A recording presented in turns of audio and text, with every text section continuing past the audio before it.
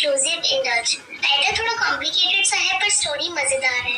युन शांग शांग जो एक comic artist है जो अपने काम के लिए किसी भी हद तक जाती है।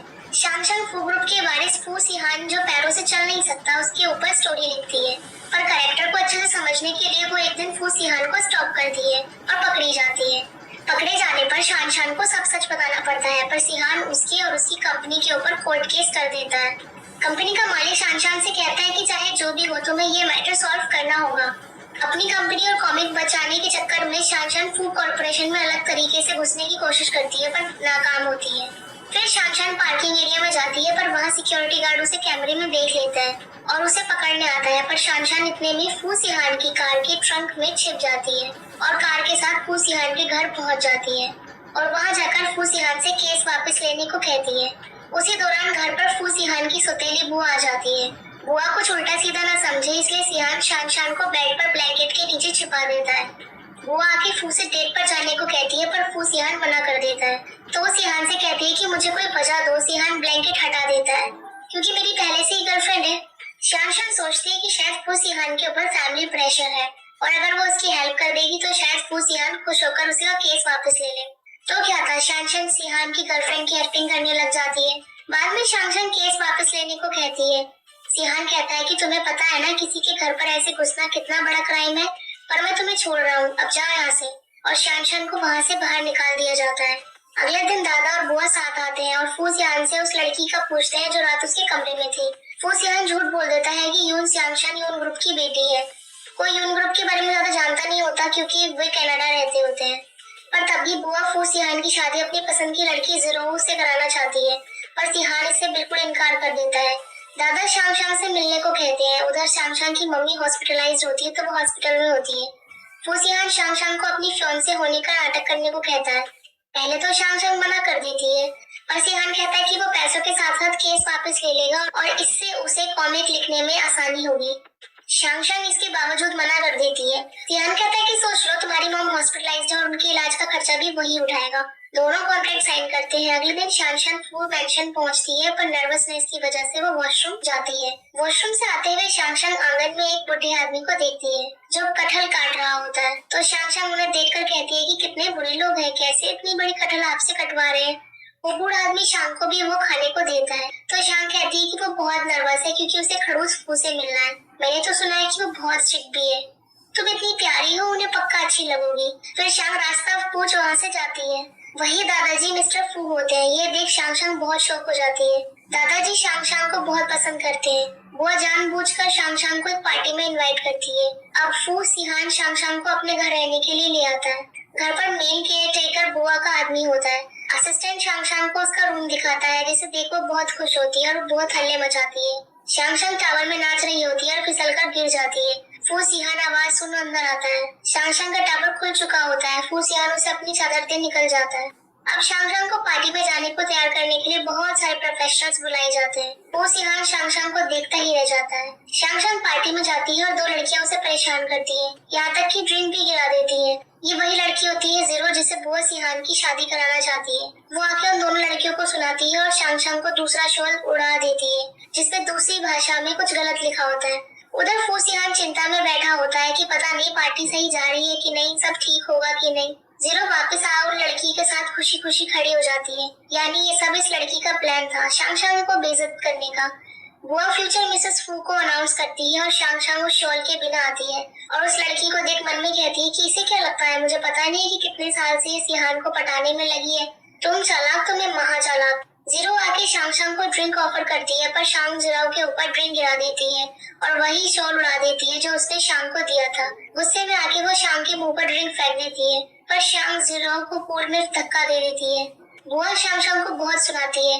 तभी वहाँ फू सिहान आ जाता है और कहता है कि शांग शांग ने कुछ गलत नहीं किया और फिर दोनों वहाँ से चले जाते हैं। फिर सिहान गीली शांग शांग का मुंह साफ करता है। शांग शांग को कोल्ड हो जाता है तो फू सिहान पूरी रात जागकर उसकी केयर करता है। शांग शांग को हॉस्पिटल से डॉक्टर से मिलने का फोन आता है तो इसलिए वो हॉस्पिटल निकल जाती है।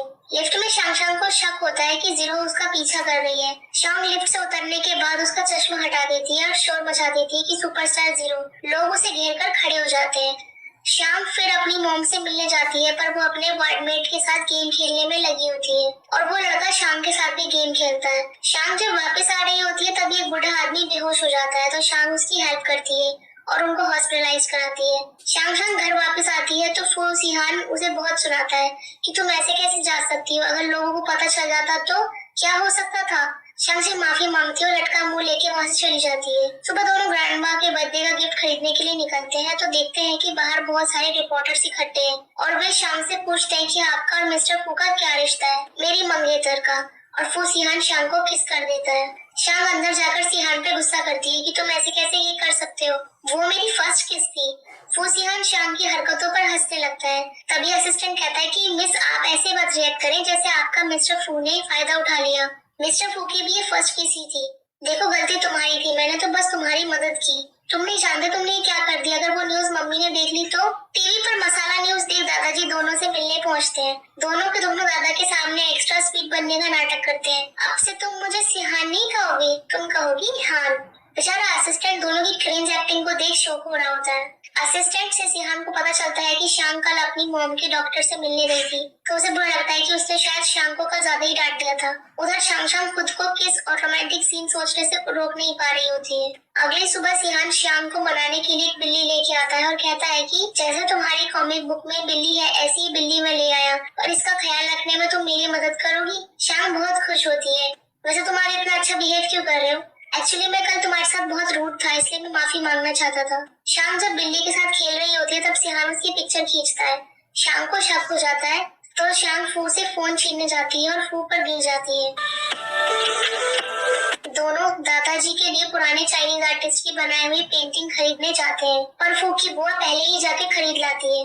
उस दिन हॉस्पिटल में शाम ने जिस आदमी की मदद की होती है वो बूढ़ा आदमी उन पेंटिंग्स का आर्टिस्ट निकलता है, तो वो शाम की हेल्प करने का वादा करता है। वहाँ से निकलते हुए शाम की मॉम का फोन आता है और वो उसे हॉस्पिटल मिलने बुलाती है। शाम डर जाती है कि कहीं उन्होंने उसकी और सिहान की न्यूज तो नहीं देख ली। शाम उनसे डरी डरी मिलने जाती है तो मॉम कहती है कि मेरे वार्डमेट चू ने मेरी बहुत मदद की और मेरा ख्याल रखा। मुझे पता चला है कि वो सिंगल है, तो उसे थैंक्स करने के लिए लंच पे ले जाओ। शाम मॉम को चू के लिए मना कर देती है और उसकी बुराई करने लगती है। पीछे से चू ये सब सुन लेता है। अब शाम उसे गार्डन में ले जाके कहती है कि देखो मेरा ऐसा कोई मतलब नहीं था। तभी वहाँ फू सिहान आ जाता है। दोनों एक दूसरे को किसी दुश्मन की नजर से देखते हैं। चू एक मैच करने को बोलता है तो अब दोनों में व्हील चेयर रेस होती है। फू सिहान रेस जीत जाता है। चू हारने के बाद व्हील चेयर से खड़ा होकर निकल जाता है और सब उसे देखते रह जाते हैं। असिस्टेंट कहता है कि सर आपके तो हाथ छिल गए। नहीं सही है, कोई दिक्कत नहीं है, पर असिस्टेंट सिहान को इशारे करता है तो सिहान दर्द होने का ड्रामा करने लगता है और फिर क्या शाम सिहान का हाथ देखने लगती है और जाकर उन पर ऑइंटमेंट भी लगाती है। अगले दिन दोनों ग्रैंडपा की बर्थडे पार्टी में जाते हैं। फू की बुआ ने तो पूरी पेंटिंग शोकेस में लगाई होती है। शांग भी अपना गिफ्ट मिस्टर फू को देती है जिसे देख वो बहुत ज्यादा खुश हो जाते हैं क्योंकि उस आर्टिस्ट से ये बनवाना बहुत मुश्किल का काम है। तभी चू ग्रुप से कोई पार्टी में आता है। ये और कोई नहीं वो लड़का होता है जो यून की मॉम का वार्डमेट होता है। शांग डर जाती है कि कहीं ये सबको उसकी सच्चाई ना बता दे, पर चू किसी को भी कुछ नहीं बताता और शांग के साथ डांस करने को कहता है। दोनों डांस करते हैं। अब हमारा हीरो फू सिहान दोनों को साथ साथ देख जेलस होता है और शराब पी लेता है जिसमें कुछ मिला होता है। धोखे से एक वेटर फू को एक रूम में भेज देता है। उस रूम में जीरो आती है और सिहान को सिड्यूस करने लगती है और दूसरी तरफ वो दादाजी को जानकर उस रूम में लेकर आ रही होती है ताकि दादा दोनों को ऐसी हालत में देख ले। पर दादा के वहाँ पहुँचने से पहले शांग वहाँ पहुँच जाती है और जीरो को बेहोश कर छिपा देती है। जब दादा रूम में एंटर करते हैं तो वे शांग और सिहान को साथ देखते हैं। बुआ का यहाँ सारा प्लान का कचरा हो जाता है। दादाजी भी वहाँ से खुशी खुशी चले जाते हैं। ऐसे बैठे बैठे शाम को भी नींद आने लगती है और वो सिहान के ऊपर बैठे बैठे सो जाती है। सुबह होती है और शाम खुद को सिहान के साथ बेड पर पाती है जो उसे ही देख रहा होता है। शाम झटके से उठती है। मैं तुम्हारे बेड पर क्या कर रही हूँ और मेरे कपड़े वो किसने चेंज किए? अब इतना भी कुछ देखने लायक नहीं था, मैंने पहले सब देख लिया था। वैसे रात तुम नींद में बड़बड़ा रही थी। अरे नहीं, क्या कह रही थी मैं? एक मोमेंट बन जाता है और सिहान शाम के करीब जाता है पर शाम बेचारी वहाँ से भाग जाती है। उधर बुआ और जीरो अपना प्लान फेल होने पर एक दूसरे से लड़ रहे होते हैं। अब डिनर टेबल पर खाना सब शांग की पसंद का होता है तो शांग पूछती है कि ये तो रूल के हिसाब से यहाँ नहीं होना चाहिए। अब से जो तुम्हें पसंद है वही रूल होगा। आज से तुम अपनी कॉमिक बुक की तरह मुझे हैन नाम से बुलाओगी। बेचारी शांग को बहुत हिम्मत लगती है बोलने में।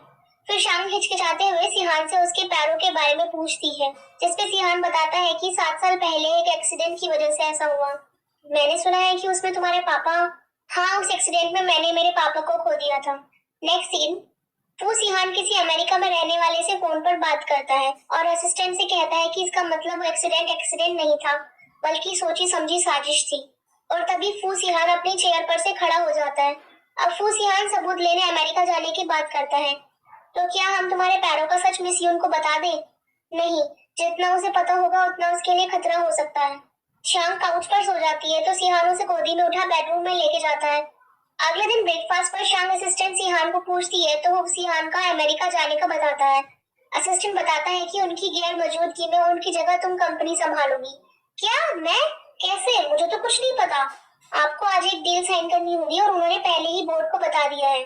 तो बुआ सिहान के पीछे खुद को बॉस मानकर डील साइन करने बैठ जाती है, पर शाम वहाँ आती है और बुआ को वहाँ से भगा खुद डील को साइन करती है। अब बुआ की यहाँ हो जाती है भयंकर वाली बेइज्जती और ईगो हर्ट। कंपनी में चू ग्रुप का एम्प्लॉय आके हंगामा करता है और कहता है कि तुम्हारी कंपनी ने हमें सारा माल लो क्वालिटी पहुंचवाया है, और वो चू ग्रुप की बकायदा फाइल दिखाता है। शांग सब कुछ चेक करने के लिए टाइम मांगती है। शांग बहुत परेशान हो रही होती है, उसे कुछ समझ नहीं आ रहा होता है। तभी वहाँ चू आता है और शांग की मदद करने को कहता है और वो बताता है कि वो उसी कंपनी का एम्प्लॉय चीटर है। मेरे पास इसके लिए प्लान है, पर मुझसे वादा करो इसके बाद मेरे लिए भी कुछ करना होगा। अगले दिन बुआ और मीडिया वहाँ सब इकट्ठे होते हैं और शांग से सवाल किए जाते हैं। शांग मैनेजर से सिचुएशन बताने को कहती है। बुआ, जो भी दिक्कत है वो सबको बताओ। तभी मैनेजर सबके सामने बुआ के आगे घुटने के बल बैठ जाता है। अब बस करो, मुझे इन्हें फंसाने को मत बोलो। बुआ पागल हो जाती है और पागल की तरह चिल्लाने लगती है। अब फू रोंग यानी बुआ की दादा के सामने पेशी होती है। दादा रोंग की इस हरकत पर बहुत गुस्सा होते हैं। तुम पावर के लिए कंपनी की रेपुटेशन दांव पर लगाने चली थी, तुम अभी इसी वक्त वाइस चेयरमैन की कुर्सी पर से हटाई जाती हो। चू श्यांग से कहता है कि तुम इसके बदले मुझे ट्रीट दो, कुछ गपशप करो और फिर मुझे घर छोड़ दो। पहले श्यांग हिचकिचाती है पर फिर चू के साथ डिनर पर जाती है तो खाने में हॉटपॉट मंगाया जाता है, जिसे देख श्यांग बहुत खुश होती है। तभी वहाँ सिहान आ जाता है और दोनों इस बात पर लड़ने लग जाते हैं कि कौन श्यांग को ज्यादा जानता है। रेस्टोरेंट कपल के लिए हेडबैंड देता है पर चू उनमें से एक हेडबैंड पहन लेता है तो दूसरा हेडबैंड सिहान पहन लेता है। डिनर के बाद सिहान श्यांग को साथ ले जाने को कहता है तो चू कहता है कि उसने मुझसे प्रॉमिस किया था। तो एंड में सिहान चू को छोड़ने चला जाता है और बेचारी श्यांग को रोड पर ही छोड़ जाता है। बेचारी पीछे से चिल्लाती रह जाती है। अब इस हरकत के बाद सिहान को श्यांग को मनाना ही था। सॉरी, मैं बस उसे तुम्हारे साथ नहीं देख सकता। सिहान ने एक बात सोच रही थी कि ये रिलेशनशिप कॉन्ट्रैक्ट ठीक नहीं।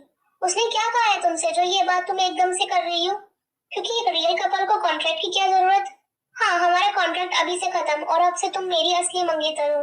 सिहान किस करने लगता है तो शांग रोकते हुए कहती है कि अभी थोड़ी जल्दी है, अभी तो तुम टेस्टिंग पीरियड में हो, तुम्हारी परफॉर्मेंस देखकर ही तुम्हारा ऑफिशियल बॉयफ्रेंड बनाया जाएगा।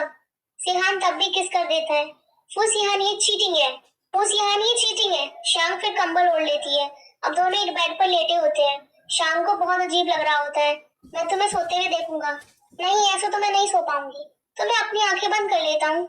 सिहान को ऐसे देख शांग उसे एकदम से हक कर लेती है। बेचारा सिहान की तो सांसें ही अटक जाती है। शांग को सुबह सुबह वीडियो कॉल आता है जिसमें उसके कुछ रिश्तेदार उसकी मम्मी के हॉस्पिटल वार्ड में होते हैं।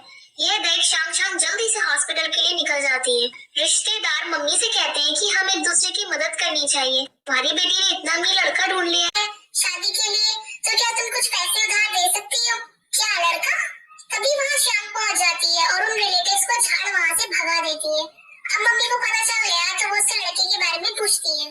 शाम बताती है कि वो किसी से प्यार करती है और वो उसकी नॉवेल का ही कैरेक्टर है, पर आंटी शक करती है कि शाम कहीं तुम मेरी वजह से तो किसी के साथ नहीं हो। शाम के बहुत समझाने पर आंटी मान जाती है। शाम जब घर पहुंचती है तो देखती है कि वही रिलेटिव्स वहाँ मौजूद है और सिहान से बात कर रहे हैं। शाम को देख सिहान सब समझ जाता है और दोनों को बाहर निकलवाता है।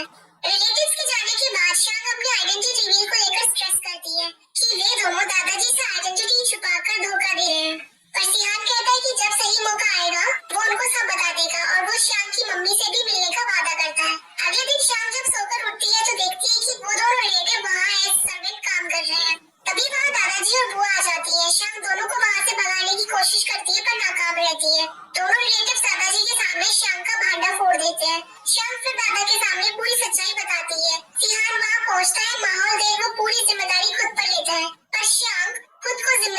जाती है। इतने में ही दादा को कुछ हो जाता है। बाद में दादा श्याम को अपने कमरे में बुलाते हैं। जब श्याम रूम से बाहर आती है तो सिहान से ब्रेकअप करने को कहती है। अब मेरे जाने का समय आ गया, मैं तुम्हें जाने नहीं दूंगा, ये मेरी खुद की मर्जी है। तुम श्योर हो कि तुम मुझे छोड़ना चाहती हो? सिहान, मैं जब तुम्हारे साथ थी तो बहुत खुश थी, पर दादाजी को, इस फैमिली को तुम्हारी जरूरत है, तुम्हारी जिम्मेदारियां हैं, मुझे भूल जाओ, तुम्हें मुझसे बेहतर कोई और मिल जाएगा। सिहान दादाजी से बात करता है तो वो उसके सामने शक रख देते हैं कि फू ग्रुप या शांग शांग। उधर जो श्याम के पास पहुंचता है और सिहान की बहुत बुराई करता है, पर श्याम उसे अकेला छोड़ देने को कहती है। तभी वहाँ सिहान पहुंच जाता है। श्याम उसे देख वहाँ से जाने लगती है, पर सिहान उसे रोकता है और उसे कुछ बताने को कहता है।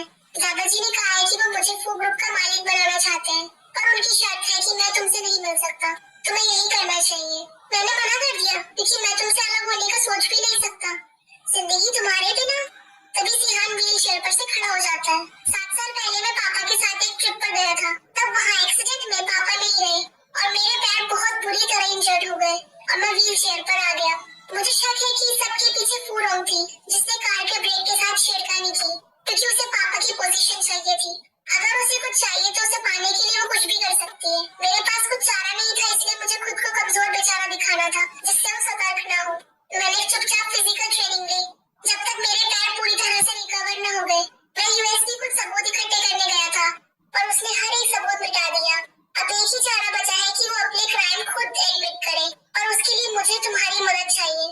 तुम्हारे आने से पहले मेरी जिंदगी बेमतलब थी, पर तुम्हारे आने के बाद उसे मकसद मिला है। पैसा, पावर, स्टेटस मेरे लिए कुछ मायने नहीं रखते। मैं सब कुछ दांव पर लगाने को तैयार हूँ, सिर्फ तुम्हारे साथ रहने के लिए। अब हमारे बीच और कोई सीक्रेट नहीं है। शंग शंग, तुम मुझे ऐसे मत छोड़ो।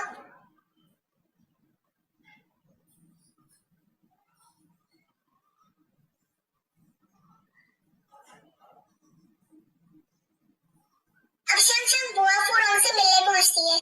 तो आपको लगता है कि नया प्रेसिडेंट बनना आसान है? कुछ और, तुम यहाँ से जा सकती हो। मुझे लगा था कि आपको पता होगा कि मैं और सिहान अब साथ हैं, तो तुम मुझे ये बताने आई हो? आखिर कहना क्या चाहती हो? वो सिहान को लगता है कि कार एक्सीडेंट सिर्फ एक्सीडेंट नहीं था, बल्कि एक साजिश थी, और बहुत लंबे समय से वो इसकी इन्वेस्टिगेशन कर रहा है। और अभी इसी सिलसिले में वो यूएस भी गया था और उससे मिला जो इस एक्सीडेंट से जुड़ा हुआ है। मैंने सुना था तुम राइटर हो, पर ये बोरिंग नहीं हो गया? मुझे पता चला है कि उसके पास कोई रिकॉर्डिंग भी है जो उसे उस आदमी ने दी है, जो किसी के डिस्ट्रॉय करने के बावजूद उसने कॉपी उसने अपने पास रखी थी, और वो कॉपी ये रही मेरे पास। और उसे ये भी पता चला है कि ब्रेक्स जानबूझ के किसी ने खराब किए,